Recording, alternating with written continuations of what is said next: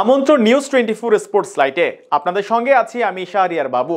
চলুন দর্শক জেনে নিই বাংলাদেশের একাদশ কেমন হয়, বিস্তারিত থাকছে রিপোর্টের বাকি অংশে। চ্যাম্পিয়ন্স ট্রফি শুরু হতে আর মাত্র বাকি কয়েকদিন। ইতিমধ্যেই টুর্নামেন্টের জন্য দল ঘোষণা করেছে আসরে সুযোগ পাওয়া প্রতিটা দলই, ব্যতিক্রম নয় টাইগাররাও। তবে আসর শুরুর পূর্বে সম্ভাবনা উকি দিচ্ছে দলের পরিবর্তনের। ক্রিকেট পাড়ায় গুঞ্জন বিপিএল এর পারফরমেন্সের উপর ভিত্তি করে দলে জায়গা পেতে পারেন নতুন ক্রিকেটার। তবে সত্যি কি বিপিএল এর পারফরমেন্সে বদল আসতে পারে টাইগারদের চ্যাম্পিয়ন্স ট্রফির স্কোয়াডে, সেটাই জেনে নেওয়া যাক। বাংলাদেশ প্রিমিয়ার লিগ বিপিএল 2025-এর জমজমাট আসর শেষ হয়েছে। এবারের আসরে ব্যাট ও বল হাতে দারুণ পারফরমেন্স উপহার দিয়েছেন টাইগার ক্রিকেটাররা।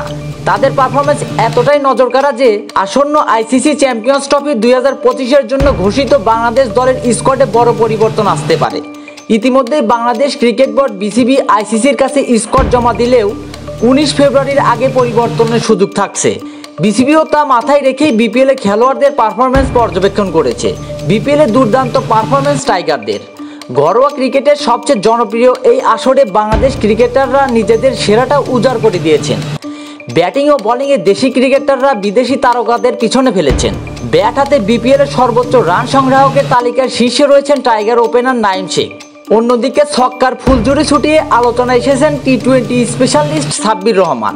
তাদের অসাধারণ পারফরমেন্স বিসিবিকে নতুন করে ভাবতে বাধ্য করেছে। নাঈম এই মৌসুমের সেরা ব্যাটসম্যান। 14 ম্যাচে 511 রান করেছেন। তার বিশাল স্কোরের মধ্যে সবচেয়ে উল্লেখযোগ্য ছিল 111 রান। স্ট্রাইক রেট ছিল 143.94, যা তার ব্যাটিংয়ের আক্রমণাত্মক মানসিকতার প্রকাশ। 1 সেঞ্চুরি এবং 3টি অর্ধশতক হাঁকিয়ে নাঈম এই মৌসুমে নিজের জাত চেনাতে সক্ষম হয়েছেন, যেখানে 30টি ছক্কা ও 42টি চারের মার রয়েছে। নাঈমের সবচেয়ে নজরকাড়া ইনিংস ছিল রংপুর রাইডার্সের বিপক্ষে, যেখানে তিনি 111 রানের ঝড়ো ইনিংস খেলেন এবং দলকে প্লে অফের দোরগোড়ায় নিয়ে যান। এরপর এলিমিনেটর ম্যাচে রংপুরের বিপক্ষে অপরাজিত 48 রান করে দলকে দ্বিতীয় কোয়ালিফায়ারে তোলেন। নাঈমের ধারাবাহিক পারফরমেন্স তাকে বাংলাদেশের চ্যাম্পিয়ন্স ট্রফির স্কোয়াডে ফেরানোর পথ তৈরি করেছে। শামীম হোসেন পাটোয়ারি 15 ইনিংসে 352 রান, স্ট্রাইক রেট 160।